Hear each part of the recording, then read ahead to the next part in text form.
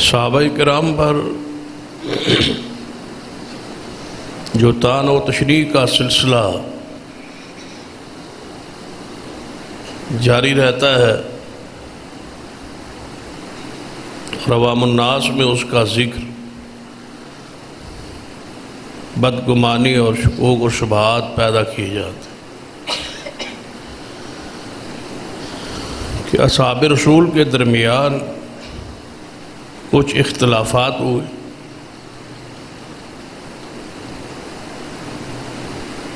اور اس اختلافات کی بنیاد پہ کچھ جنگیں ہوئیں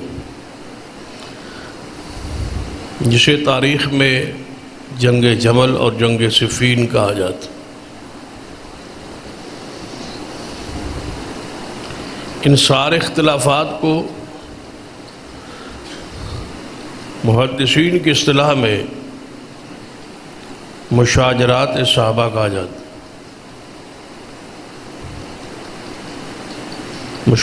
مشاجرات کا معنی آپس میں جو جھگڑے اور اختلافات ہوئے، یعنی صحابہ کرام کے آپس کے جھگڑے اور اختلافات۔ یقیناً مشاجرات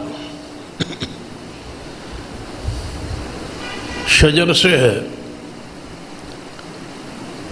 اور شجر درخت کو کہا جاتا ہے،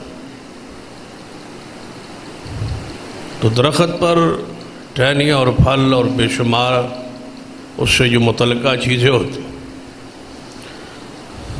ہوا کا آنا، طوفانوں کا آنا اور ان ٹہنیوں کا آپس میں الجھنا اور ایک دوسرے کے ساتھ لگ جانا، یہ ایک فطری امر ہے۔